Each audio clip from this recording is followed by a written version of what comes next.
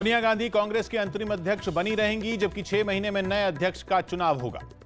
महाराष्ट्र के रायगढ़ में एक इमारत गिरने से 200 से ज्यादा लोग दब गए, जिन्हें निकालने के लिए राहत बचाव अभियान चलाया गया। प्रशांत भूषण ने अदालत की अवमानना मामले में सुप्रीम कोर्ट में अपना जवाब दाखिल किया और माफी मांगने से इनकार कर दिया, जिस पर अब कल सुनवाई होगी। सीएम ममता बनर्जी ने कोरोना संकट में केंद्र सरकार से दाखिले के लिए होने वाली नीट और जेईई परीक्षाएं टालने की मांग की। दिल्ली हाईकोर्ट और सभी निचली अदालतों में आगे भी 31 अक्टूबर तक सिर्फ वीडियो कॉन्फ्रेंसिंग के जरिए ही सुनवाई होगी और इसमें भी सिर्फ जरूरी मामले ही सुने जाएंगे। सेना प्रमुख मनोज मुकुंद नरवणे ने आतंकवाद का डटकर सामना करने वाले एनएसजी के जवानों को सम्मानित किया। दिल्ली में यमुना नदी का पानी खतरे के निशान के काफी करीब पहुंच गया, जिसके बाद केजरीवाल सरकार ने हर स्थिति से निपटने के लिए तैयारी शुरू कर दी। अमेरिकी राष्ट्रपति डोनाल्ड ट्रंप ने चीन से कारोबारी रिश्ते पूरी तरह खत्म करने के संकेत दिए। खबर है कि पाकिस्तान के पूर्व पीएम नवाज शरीफ को इमरान सरकार ने भगोड़ा घोषित कर दिया और उनके प्रत्यर्पण के लिए ब्रिटेन सरकार से भी बात की। दिल्ली सरकार ने केंद्र से मेट्रो सेवा शुरू करने की मंजूरी देने की मांग की। सूत्रों के हवाले से खबर है कि केंद्र सरकार अनलॉक 4 में दिल्ली में मेट्रो चलाने पर विचार करेगी। बिहार विधानसभा चुनाव से पहले चुनाव आयोग ने सभी जिलों के डीएम से बात की और बाहर से आए मजदूरों का नाम वोटर लिस्ट में शामिल करवाने का निर्देश दिया। बीजेपी पश्चिम बंगाल विधानसभा चुनाव के लिए सीएम उम्मीदवार के नाम का ऐलान नहीं करेगी, बल्कि प्रधानमंत्री मोदी के नाम पर यह चुनाव लड़ा जाएगा। राजस्थान में 6 बीएसपी विधायकों के कांग्रेस में शामिल होने के मामले पर हाईकोर्ट ने फैसला सुना दिया और इस मामले में स्पीकर को दोबारा सुनवाई कर आदेश देने को कहा। हरियाणा विधानसभा अध्यक्ष ज्ञानचंद गुप्ता की कोरोना रिपोर्ट पॉजिटिव आई। प्रधानमंत्री मोदी समेत कई लोगों ने पूर्व वित्त मंत्री अरुण जेटली की पहली पुण्यतिथि पर उन्हें श्रद्धांजलि दी। अरुण जेटली की पुण्यतिथि पर एम्स दिल्ली में एक रक्तदान शिविर का आयोजन किया गया, जिसमें स्वास्थ्य मंत्री हर्षवर्धन और जेपी नड्डा समेत कई नेता शामिल हुए। दिल्ली सरकार ने उन शादियों के हॉल को खाली कर दिया जिन्हें जून में कोरोना मरीजों के इलाज के लिए लिया गया था। पीएम केयर्स फंड से पटना और मुजफ्फरपुर में अस्पताल को मदद दी गई। सुप्रीम कोर्ट ने महाराष्ट्र में इंजीनियरिंग कॉलेज में दाखिले के लिए होने वाली परीक्षा को टालने से इनकार कर दिया। गोवा के अस्पताल में इलाज करवा रहे आयुष मंत्री श्रीपद नायक की तबीयत बिगड़ गई, जिसके बाद एम्स दिल्ली के डॉक्टरों की एक टीम को जांच के लिए बुलाया गया।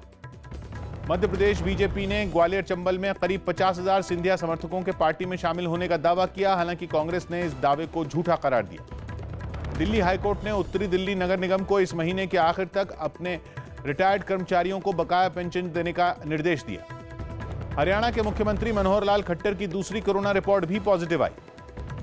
दावा किया गया कि राम मंदिर बनाने के लिए भूमि पूजन के बाद से अब तक लोगों ने 60 करोड़ से ज्यादा की रकम दान दी है। दिल्ली हाईकोर्ट ने कोरोना संकट की वजह से छोड़े गए कैदियों की पैरोल 31 अक्टूबर तक बढ़ा दी।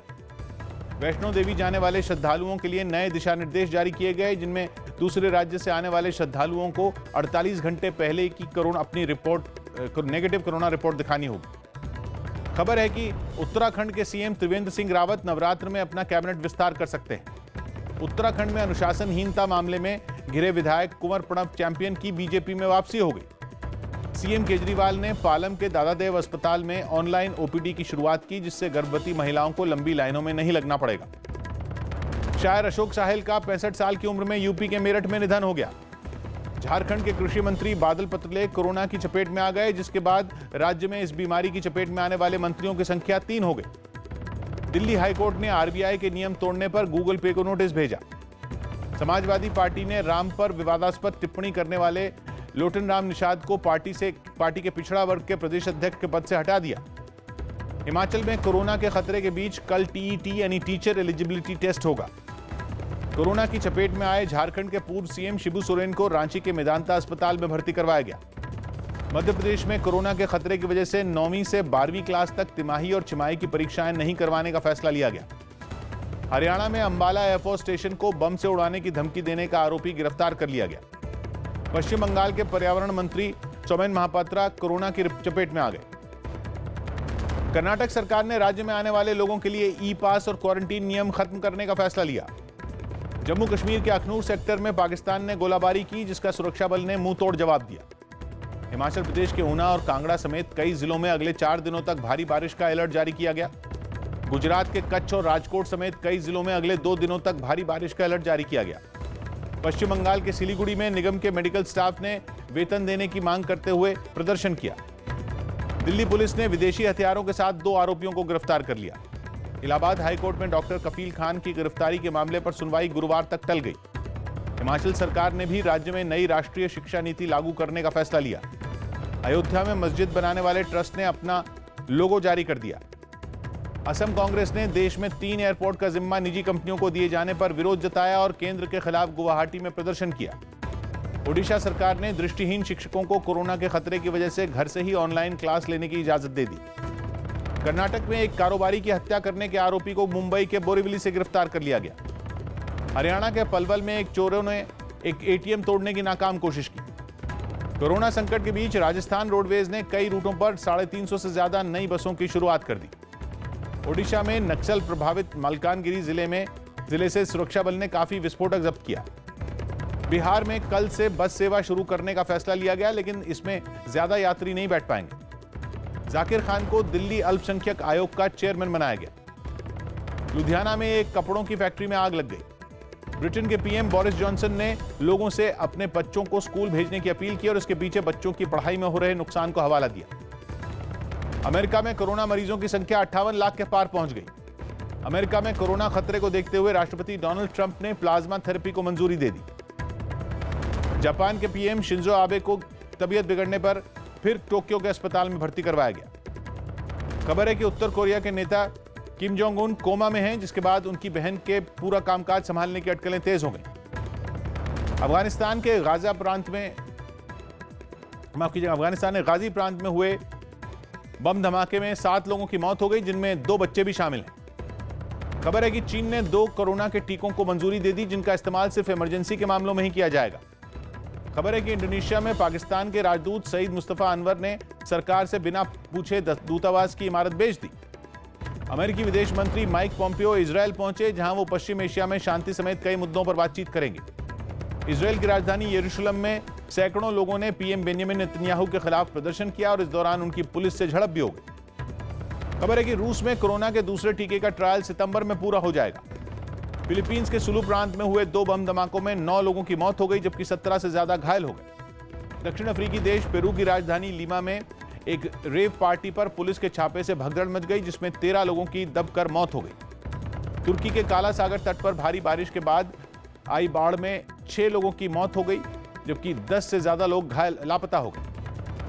सीरिया के दक्षिणी हिस्से में से गुजरने वाली अरब गैस पाइपलाइन में धमाका हो गया, जिससे वहां घंटों बिजली गुल रही। इस धमाके के बाद वहां की सरकार ने इस मामले में आतंकियों का हाथ होने की आशंका जताई। मध्य इजरायल में जमीन के अंदर से हजारों साल पुराना खजाना बरामद करने का दावा किया गया। कैरिबियाई देश क्यूबा में तूफान और भारी बारिश से सैकड़ों लोग बेघर हो गए। अमेरिका के विस्कॉन्सिन में अफ्रीकी मूल के एक अमेरिकी नागरिक को गोली मारने से हालात तनावपूर्ण हो गए, जिसके बाद शहर में कर्फ्यू लगाना पड़ा। ईरान में राष्ट्रपति पद के लिए चुनाव अगले साल 18 जून को होंगे। हफ्ते के पहले कारोबारी दिन शेयर बाजार में बढ़त दर्ज की गई। सेंसेक्स 364 जबकि निफ्टी 95 अंक उछलकर बंद हुआ। एक रिपोर्ट के मुताबिक 2025 तक भारत में डिजिटल पेमेंट मार्केट बढ़कर 3 गुना हो जाएगा। ऑस्ट्रेलियाई क्रिकेट टीम इंग्लैंड पहुंच गई, जहां दोनों देशों के बीच वनडे और T20 सीरीज खेली जाएगी।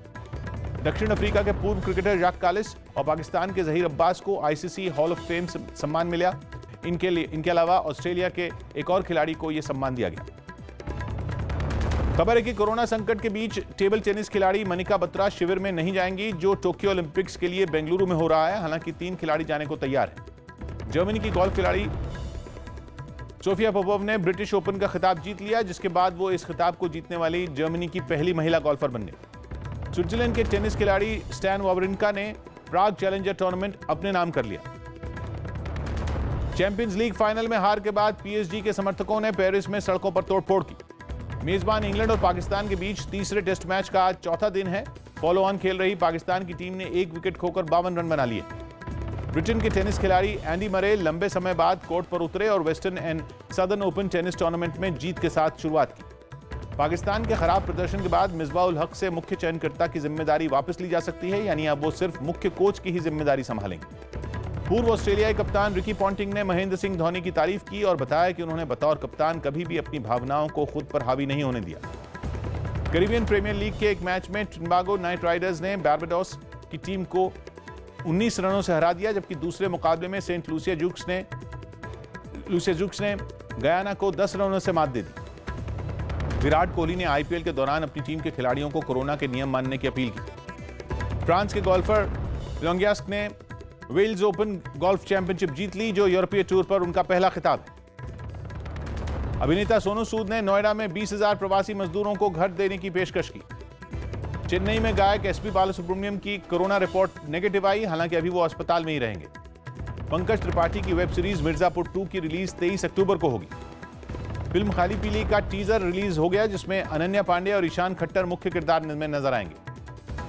अभिनेत्री दीपिका पादुकोण जल्द निर्देशक शकुन बत्रा की फिल्म के लिए शूटिंग शुरू कर देंगी। कोरोना से ठीक हुए अमिताभ बच्चन ने KBC 12 की शूटिंग शुरू कर